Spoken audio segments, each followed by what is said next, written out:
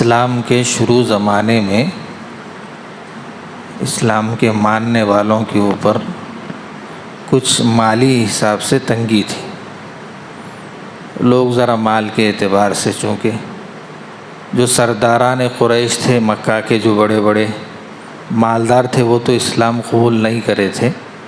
لیکن جو مالی حیثیت سے کمزور لوگ تھے وہ اسلام قبول کر لیے تھے۔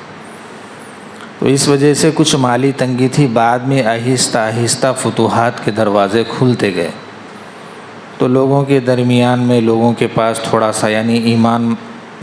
ایمان پر چلنے والے تھے، مدینہ منورہ آ گئے تھے، کچھ پیسے وغیرہ آ گئے تھے، تو اسی حساب سے لوگوں کے درمیان میں بٹوارا وغیرہ بھی ہو جاتا تھا۔ تو اللہ کے رسول صلی اللہ علیہ وسلم کی جو بیویاں تھیں، ان کے پاس درمیان میں یہ مشورہ ہوا کہ اللہ کے رسول صلی اللہ علیہ وسلم کے پاس جا کر ہم کچھ پیسے پوچھیں گے، یعنی یہ بولیں گے کہ ہمارا کچھ گھر کا خرچ وغیرہ بڑھا دو۔ جیسے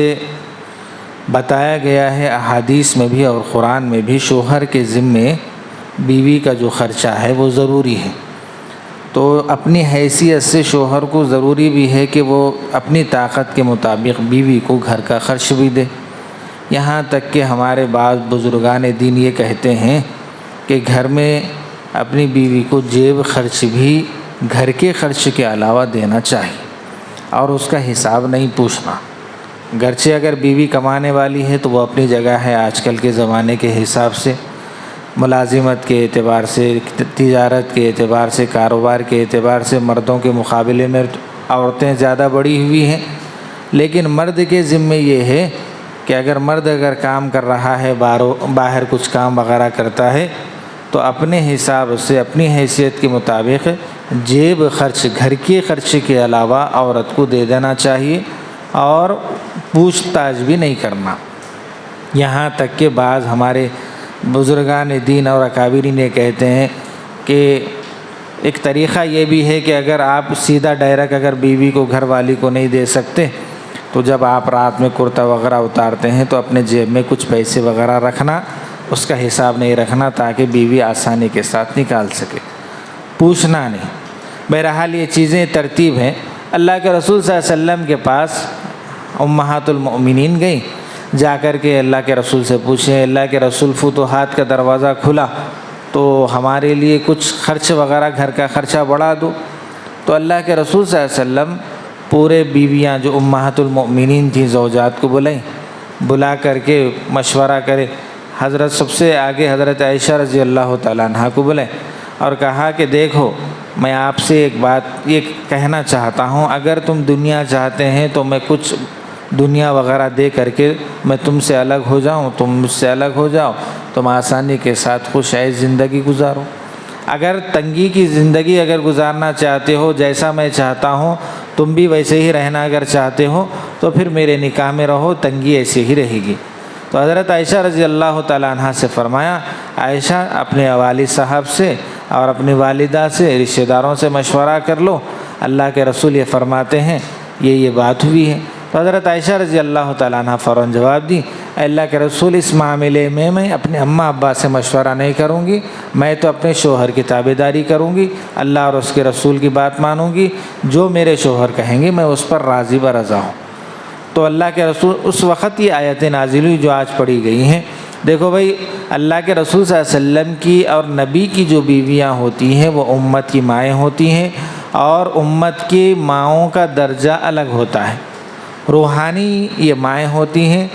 اور نبی جو ہوتا ہے وہ روحانی باپ ہوتا ہے۔ اس کے بعد 5 احکام ان کے لیے نازل کیے گئے کہ بھئی ہر معاملے میں اللہ اور رسول کی اطاعت کرنا،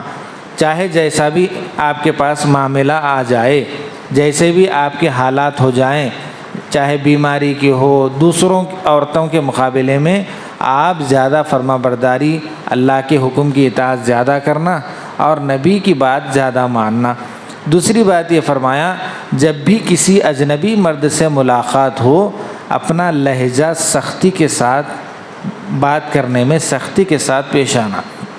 کیونکہ اکثر جو مرد ہوتے ہیں عورتوں کی جو جال میں آتے ہیں، پہلی بات تو دور کی نظر سے آ جاتا ہے آدمی، پھر عورت کی جب آواز سنتا ہے تو فوراً جال میں پھنس جاتا ہے۔ شیطان کا سب سے بڑا جال عورت ہے، جو انسان کو ایمان کے راستے سے ہٹا کر گمراہی کے راستے پر ڈالتا ہے۔ اللہ نے قرآن کے اندر آپ کو معلوم ہے یہ فرمایا وَلَا تَفْعَلُوا الزِّنَا نہیں فرمایا، یعنی آپ زنا مت کرو، ایسا نہیں فرمایا، بلکہ فرمایا کہ آپ زنا کے قریب بھی مت جاؤ۔ اس کا مطلب یہ ہوا کہ آدمی گناہ کے راستے پر جو جانے کے آلات ہیں اور ذرائع ہیں اور اسباب ہیں، اس پر بھی روک لگا دی گئی ہے کہ اس کے ذریعے سے بھی آپ گناہ کے قریب نہیں جا سکتے۔ کیونکہ دیکھو ایک بھینس ہے جو کسی جگہ چر رہی ہے، جو کھیت ہے کھیت کے اطراف میں چر رہی ہے، ایک وقت آتا انہیں چرتے چرتے چرتے کھیت میں بھی چلے جاتی، تو بہتر یہ ہے کہ جب کھیت کے بازو چر رہی ہے اسی وقت اس کو نگرانی کر لو، نگرانی کر کے ہٹا دو۔ ایسے ہی انسان گناہ کے اسباب اگر اختیار کر رہا ہے تو کہا کہ گناہ کے اسباب اختیار کرنے کی وجہ سے آدمی گناہ میں پڑ جاتا، اس وجہ سے بہتر یہ ہے کہ آپ گناہ کے اسباب اختیار کرو نہیں، گناہ کے اپنے اوپر ڈال لو نہیں۔ تو فرمایا جب بھی کسی اجنبی مرد سے بات کرتے ہیں تو لہجہ بدل کے بات کرنا۔ ایک مرتبہ میں وہاں پر ہمارے حضرت شیخ یہ جو ہے نا، ان کے ایک نواسے ہیں، ان کی نواسے کی دکان میں بیٹھا ہوا تھا، عطر کی دکان تھی، تو ایک عورت آ کے ایک دم مردانہ لہجے میں بات کری، ایسا ہے کیا قیمت ہے، ایسا ہے تو ملا ایسی اتنی تیزی کے ساتھ بات کر رہی، تو بازو میں بیٹھنے والا جو تاجر تھا مفتی تھا، وہ بولنے لگا کہ نہیں، یہ جو عورت بات کر رہی ہے حدیث کے مطابق اور قرآن کے مطابق بات کر رہی، اس وجہ سے کہ جتنا عورت نرم بات کرے گی آدمی مائل ہوگا اور گناہ کی طرف آدمی کھینچے گا، اور نفسانی معاملات میں عورت اور مرد کے مقابلے میں عورت کا نفسانی معاملہ بہت نرم ہوتا ہے، عورت فوراً جال میں آ جاتی ہے، چونکہ مرد کیا ہے آنے کے بعد گناہ کے لیے تیار ہو جاتی ہے اور یہ گناہ کا راستہ آسان ہو جاتا ہے۔ اس کے لیے نبی علیہ الصلاۃ نے بھی حدیث میں اور قرآن میں یہی فرمایا گیا۔ اچھا یہ قصہ تو ہوا، ایک مرتبہ ہوا کہ ایک جماعت کے ساتھی، ہمارے خاندان میں ایک خاتون ہے، میری محرم ہے، عمر دراز ہیں، ان سے میرا پردہ نہیں ہے، بات چیت تو ہوتے رہتی ہے، تو ان کی جو آواز ہے مردانہ لہجے کی، اللہ تعالیٰ دے دیتا، بعض مردوں کو عورتوں کی آواز دیتا دیتا، بعض عورتوں کو مردانہ آواز دے دیتا۔ جماعت کے ساتھی گئے کرتے، جانے کے بعد انہوں خود اپنا قصہ سنا، جماعت کے ساتھی گئے، جانے کے بعد بولے کہتے بھائی کوئی اگر ہے تو، ایک انداز رہتا نا بھائی، انداز رہتا بلاؤ، تو انہوں کیا بولے گھر میں کوئی بھی نہیں ہے، بلکہ بولے گھر میں کوئی بھی نہیں ہے، تو جماعت والے بولے کہتے تم ہی چھا جاؤ، بول کے بولے، یعنی مردانہ لہجے میں ہے نا، مردانہ لہجے میں تو انہوں ہنسنا شروع کرے کہ بھائی میرے کچھ انہوں مرد سمجھے، تو ہوتا ہے بعض مرتبہ۔ تو کہا عورت کو ہم اپنے گھر والے بچیوں کو بھی اور عورتوں کو بھی یہ عادت ڈالنا کہ اگر ہم کسی سے بات کر رہے ہیں بیٹا، یا کسی سے بات کرنا چاہ رہے ہیں اجنبی مرد سے، تو سخت لہجے میں بات کرنا، تاکہ غیر مرد کا ہماری عورتوں کی طرف میلان نہ ہو۔ دوسری بات ازواج مطہرات کو اللہ نے قرآن کے اندر فرمائی۔ تیسری بات یہ فرمائی کہ پردے کا اہتمام کرنا۔ دیکھو بھائی پردے کا اہتمام کرنا تو ضروری ہے، آدمی اگر پردے کا اہتمام نہیں کرتا تو آج کل تو ماحول بالکل ایسا ڈھیلا ہو گیا کہ شادیوں کا ماحول بالکل اور رشتہ داری کا ماحول بالکل، نہ ماموں زاد بھائی سے پردہ، نہ چچا زاد بھائی سے پردہ، نہ بہنوں سے پردہ، بالکل عام ہو گیا۔ ارے نہیں بھائی بھائی ہے، ارے نہیں بھائی بہن ہے، ارے نہیں بھائی ماموں کا لڑکا ہے، چاچا کا لڑکا ہے، چاچی کی لڑکی ہے، ماموں چاچا کی لڑکی ہے، ماموں کی لڑکی ہے، بھائی پردہ ہے۔ اللہ اور اس کے رسول فرما رہے ہیں پردہ کرو، اور آپ بول رہے ہیں کہ بھائی رشتہ دار ہے۔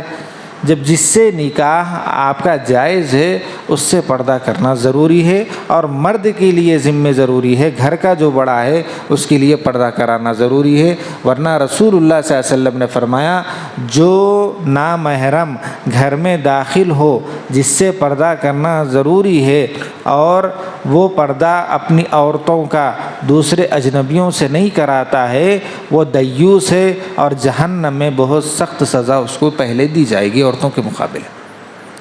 تو گھر کا ذمہ دار خود ہے، انہیں خود پردہ کرانا اپنے بچیوں کا۔ جب پردہ نہیں کراتے، جب ہاتھ کھل جاتے گناہ کی طرف میلان ہو جاتا تو لوگ پھر پریشان ہو جاتے ہیں کہ بھئی میں پردہ نہیں کرایا۔ تو کہا کہ پردے کا اہتمام بھی کرانا، یہ نبی کی ازواج کو بتایا گیا، ان کے ذریعے سے ہماری گھر کی عورتوں کو بتایا گیا۔ چوتھی چیز نماز کی پابندی کرانا۔ گھر کی عورتیں چونکہ اکثر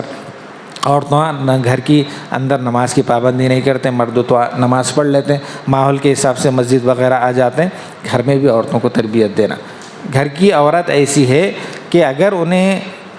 ذمہ داری انتظام اگر صحیح سنبھالتی ہے تو پھر فرمایا اولاد اس کو دیکھ کر کے صحیح تربیت پاتی ہے، اسی کا اثر پورے گھر پر پڑتا ہے۔ اور اگر وہ تربیت نہیں پاتی ہے تو باپ کتنا بھی پکار لے، وہ کتنا بھی کما لیو، پھر انہیں سنتی نہیں، کرتی نہیں۔ پھر فرمایا نمبر 5 زکوٰۃ کی ادائیگی کرنا۔ اکثر عورتیں زیورات وغیرہ پہنتی ہیں، اس طرف توجہ نہیں جاتی۔ مردوں کے مال میں بھی توجہ دلانا، اور انہیں جو زیورات وغیرہ پہنتی ہیں گھر کے اندر، جو تجارت کا مال ہوتا ہے، اس کی زکوٰۃ کی اہتمام کی ادائیگی کرنا۔ یہ 5 باتیں نبی صلی اللہ علیہ وسلم کے ازواج کو بتائی گئیں جو امت کی مائیں ہیں، ان کے واسطے سے ہماری عورتوں کو اس کے اندر سبق دیا گیا۔